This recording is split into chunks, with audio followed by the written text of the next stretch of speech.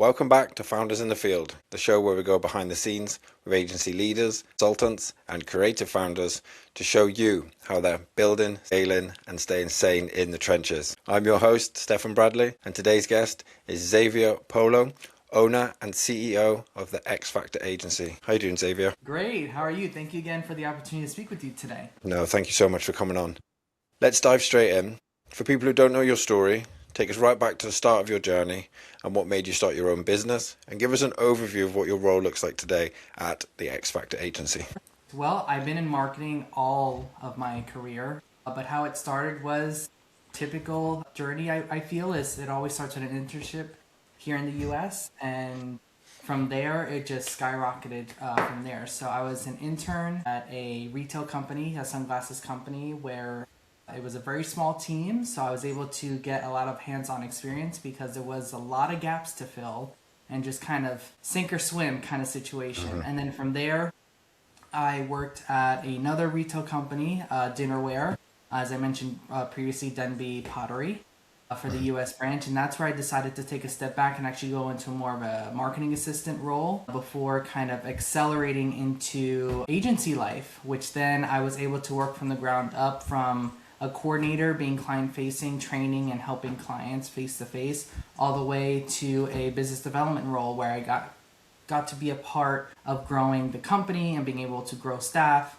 and be able to look at costs, come up with ideas, implement them, and different services that we would offer. Up until the point where, as I always say, every experience is a good experience, whether good or bad, just because it propels you forward to where you are today. And in that case, I was able to form my list of no's, which then led me to now open up my own agency, which I've had for a few years now already, and be able to work for myself and be able to provide a service for both my clients and internally to my team that I don't want to keep spreading around.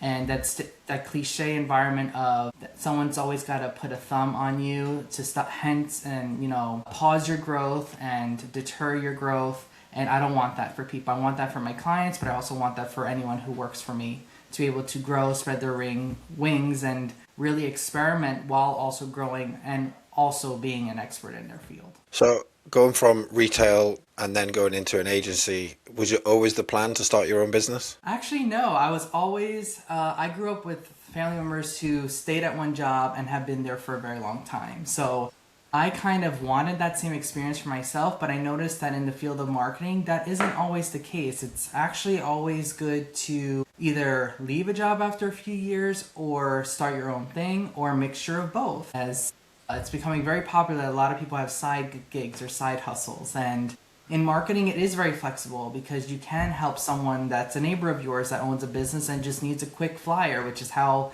my agency really started. Is I spoke with a client that used to be a client of mine through an agency a long time ago. He had hit me up on Facebook and sent me a quick question like, oh, do you still do graphic design stuff? I said, yes, of course. And that's where my business really started, was a $50 flyer to what it is today.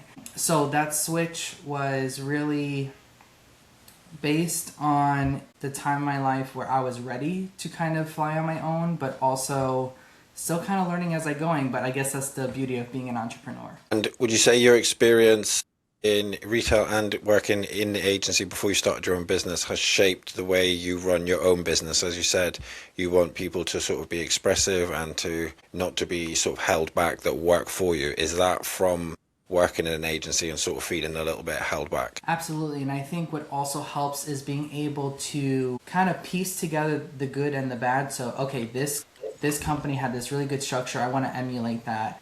And a good saying is copying is the best form of flattery. But in this case, I feel like zhuzhing is a better word, because you're taking a little bit of everything to then create your own formula, create your own system. And I'm sure as a business owner, you've been able to take in from your experience and then apply it for yourself and kind of put your own spin on it.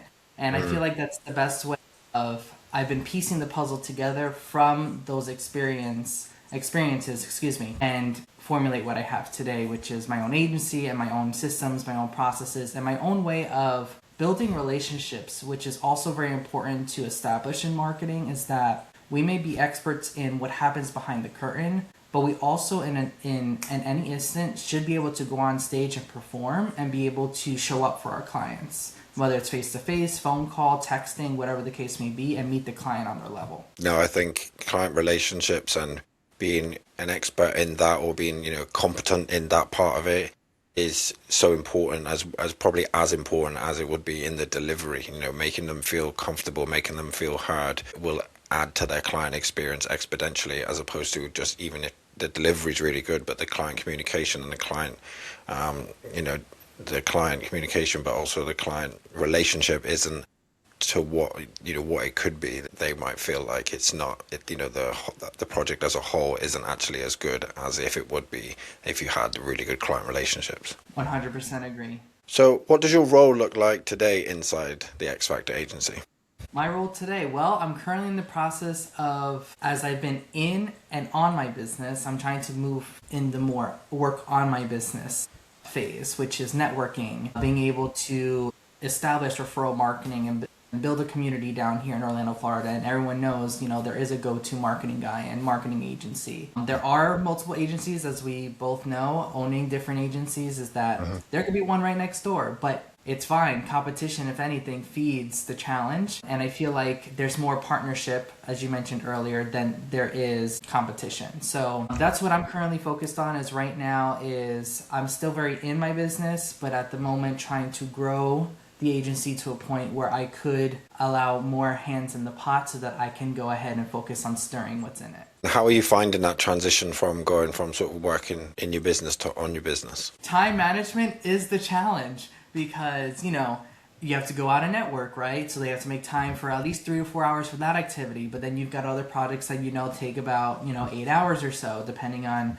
what's coming in or what's currently being finished up. I would definitely say time management is something that I've quickly learned how to do and still learning, because there's always creative ways to really utilize and best manage your time as both the owner and someone making the magic happen internally for the clients. But I would say that's the number one thing, and number one recommendation I would say to all entrepreneurs is get better at how to manage your time and how do you decipher between, okay, I'm going to stop work now, focus on yourself, because you have to make time for yourself, whether it's working out. In my house, we have a no screen zone where for about an hour, we do something that's not, whether it's cleaning, laundry, whatever the case may be, just to shut the brain off, get away from the screen, instead of continuously watching Netflix or something, right? That's still considered screen time. So I would say time management is the number one thing that I'm working through and on at the same time in my business. That's a good rule to have. No screen time for an hour, definitely, because our brains are hijacked, aren't they, by content and by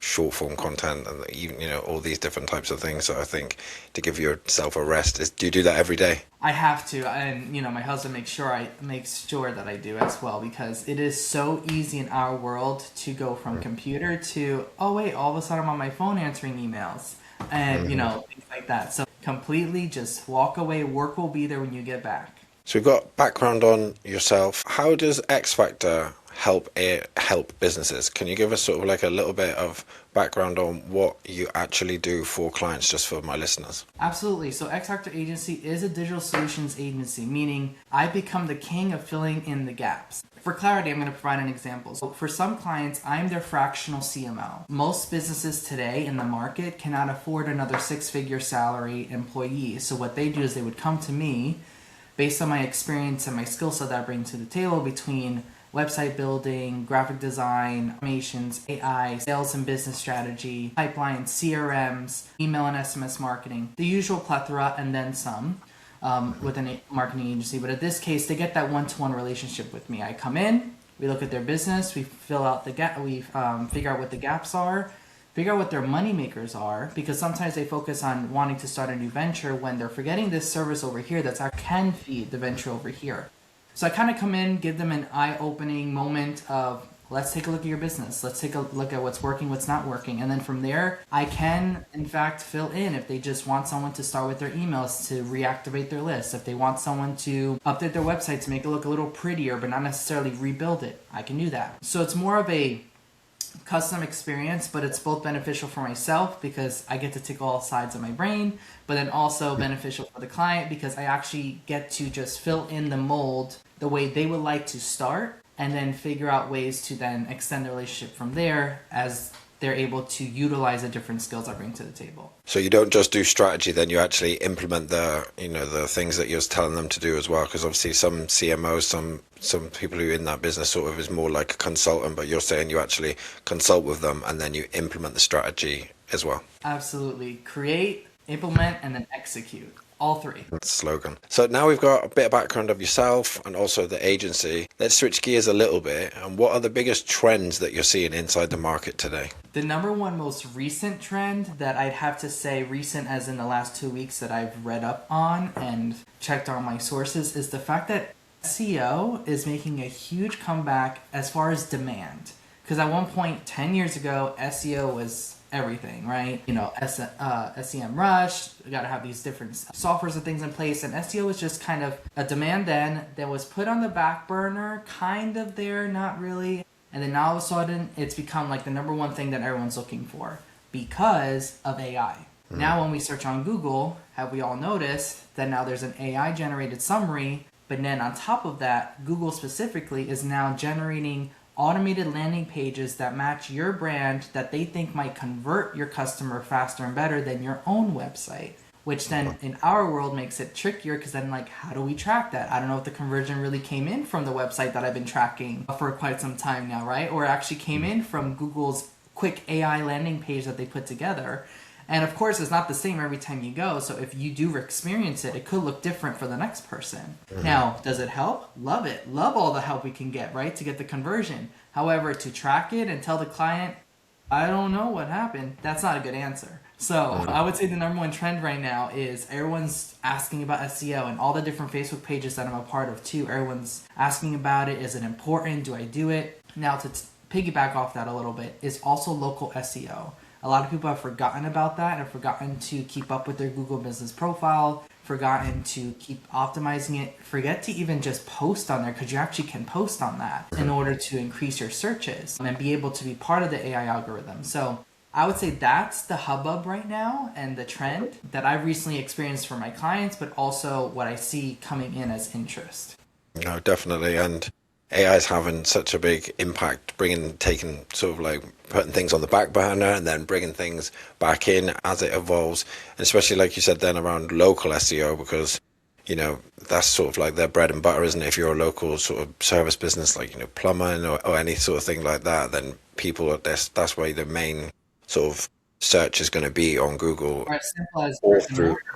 because a lot of people are going back old school where they want to build a location, when they want to build a studio, when they want to build that go-to place to have meetings, right? So that's been an increase too. And do you see also like the way people search now is changing in the way some people might, maybe not for the older generation, but the people who are using things like ChatGPT, Claude, Gemini, how they search for these things is more like a conversation as opposed to keywords? I have two scenarios here. Number one is professionally, I've seen people use ChatGPT as the first go-to, like when Google first came out many, many years ago. Is that now ChatGPT is the main source or Claude, or even now Gemini.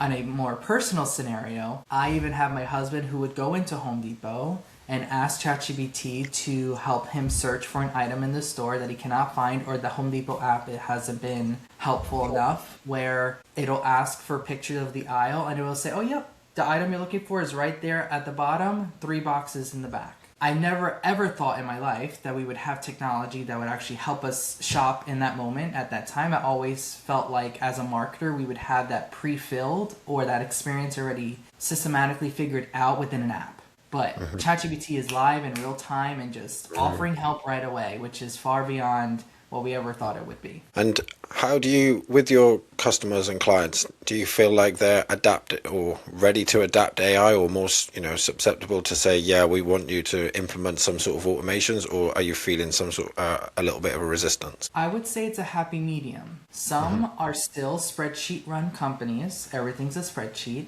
and will be open to the fact that instead of having their front desk manually send out emails to clients, they will be open to automating maybe email sends, and that's about it.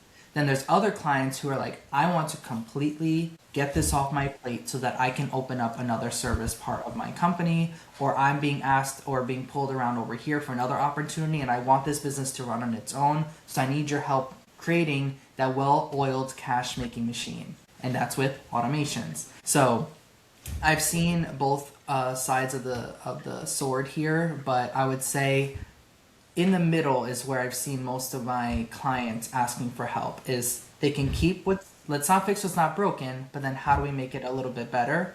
And then it's baby steps towards 75% automation, 25% human, rather than 75% human, 25% manual. Nothing. Obviously, I've spoke to lots of agencies. Some are more AI savvy and automation like yourself, others not so much. So was it like when the AI started developing and, automations and workflows sort of become available, was that something that you wanted to learn straight away, or was it something that you saw was getting asked about? What made you actually want to learn all that side of it as well? Great question. Now being an owner of an agency and always being ahead of the curve, or trying to, or attempting to, right? Because I'm sure you come up with different brick walls that you face that you're like, I don't know how to keep up, right? But I would say anything new that's happening, I'm already trying to find out, okay, is there more information on it? Where can I test it? Where can I implement it? Is this something that's even worth my time, right? Or is this something that can even be added to my plethora of tools and skill set? And I think that's number one as an agency owner, to always being a part of it. Number two is ChatGPT, for example, is just so easy to implement in personal and work life than it is more of a professional tool.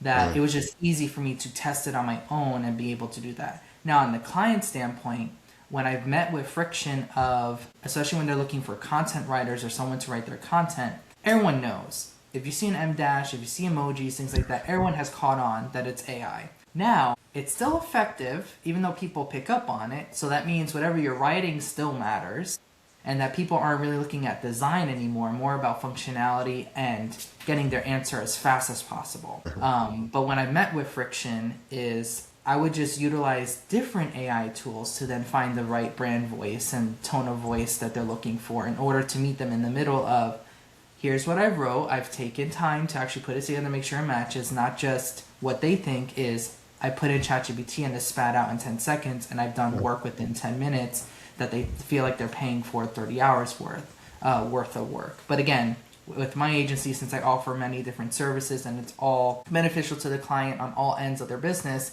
it feels a little different.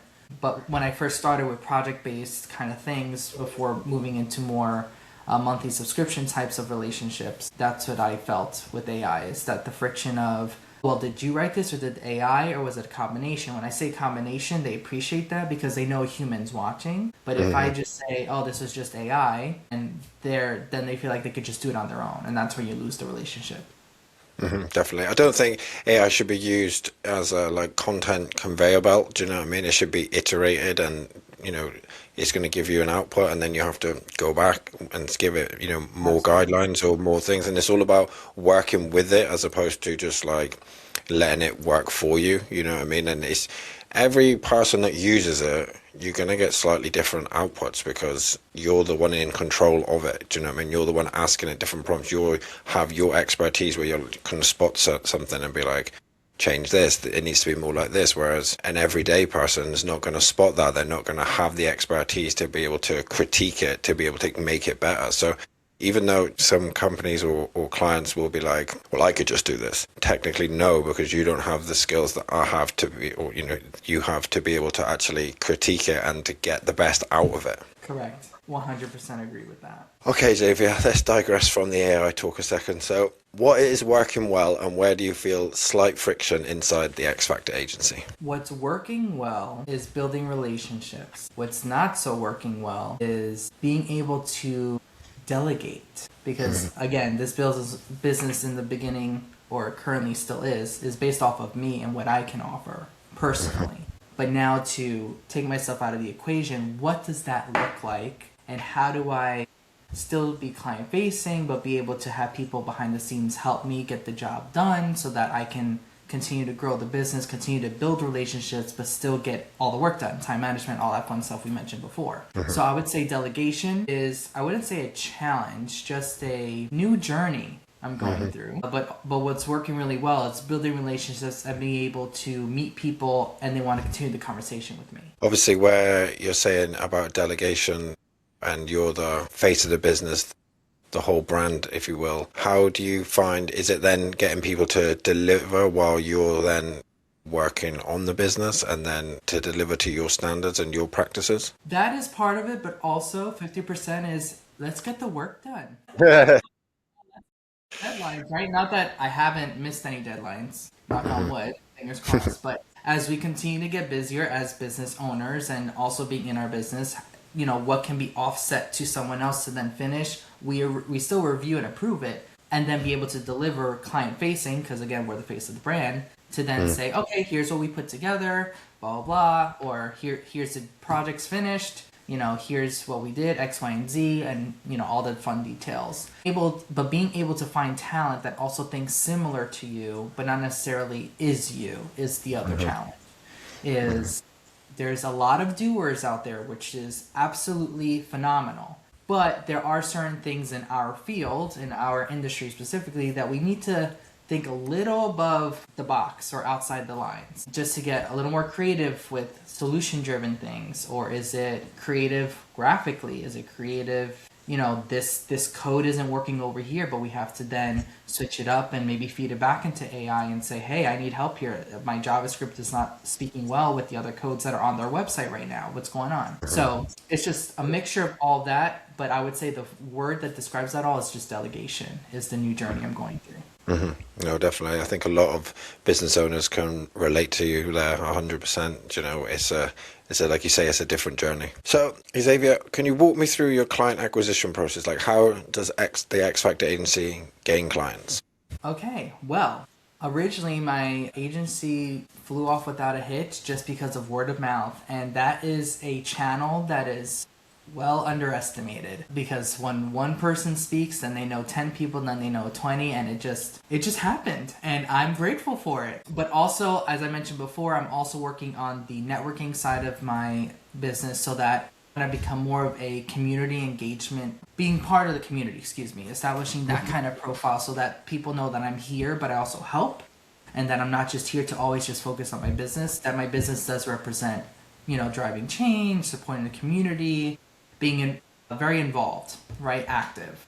But then also networking for business-to-business referral, which I just recently went to a BNI chapter specifically yesterday morning, and that was a phenomenal experience, and that's something I'm definitely willing to participate in and keep going, because it really was a great group of people as in other business owners, HVAC, real estate, commercial printing, commercial construction, residential construction, all these different access to literally all these people at the table. I could help them with their marketing if they needed it, really, to be very frank.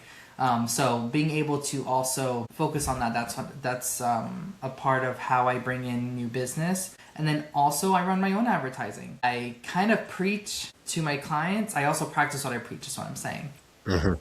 Is that run ads, get new clients. Okay, I'll do the same thing. And that's how I'm also able to put my money where my mouth is. Is this still working? Is this not working? Even with my own things, and especially with LinkedIn ads, Meta, Google, the whole 9 yards, so that I'm in it every day, so that when I provide you the service, it's because I'm also doing it.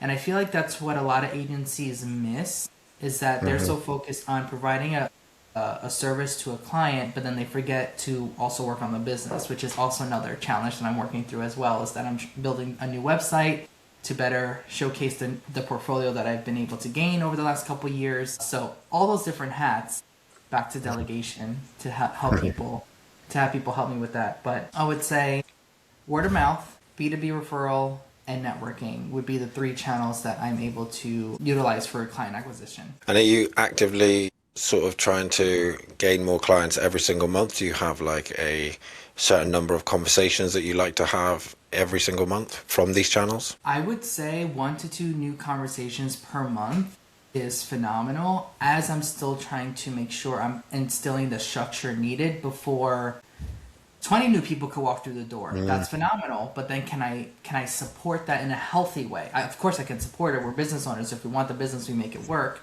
But can I do it in a healthy way for both myself and the client, so that they don't feel like every other marketing agency that they've been burned before? Are they really feeling supported from day one? And that's always been my mantra, always been number 1 to me, is that when a client walks through the door, Do they feel like they can sit down on the couch and enjoy a nice drink? Or are they still waiting by the front door, waiting for the kids to come down the steps and leave, right? Yeah, responsible growth, isn't it? Do you know what I mean? Being able to Exactly. grow, but with still keeping your ethics and your responsibilities to the client intact. Exactly. So, Xavier, my last couple of questions are, where do you want to be in the next 12 to 18 months in terms of business with the X Factor agency? The next 12 to 18 months, I would love to at least double my business, meaning either it's in the number of clients or in the number of sales, whichever comes first. Just because, as you and I both know, each client that comes to the door is a different LTV, lifetime value, right? It could be a month to month, it could be a 6-month contract, it could be a 30 days and let's see where it goes after that, introductory kind of contract. So whichever one comes first, but I'm looking to double in any way, shape, or form over the next year. Do you have like a plan of action of how you're gonna or how you're gonna try and achieve that goal by doubling the business? Absolutely. I think it's a mixture of structure to provide current clients before new clients come in, but then also back to the client acquisition.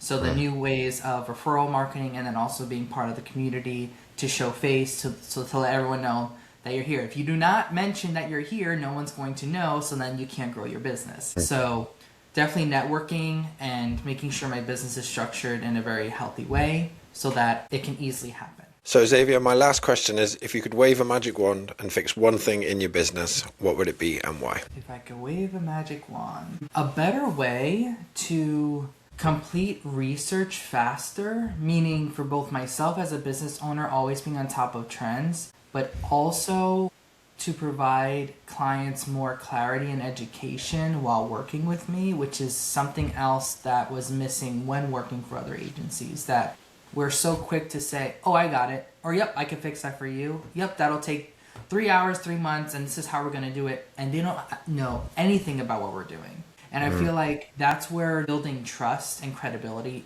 comes in, is when we are able to educate our clients saying, okay, we're going to launch in this platform because of X, Y, and Z.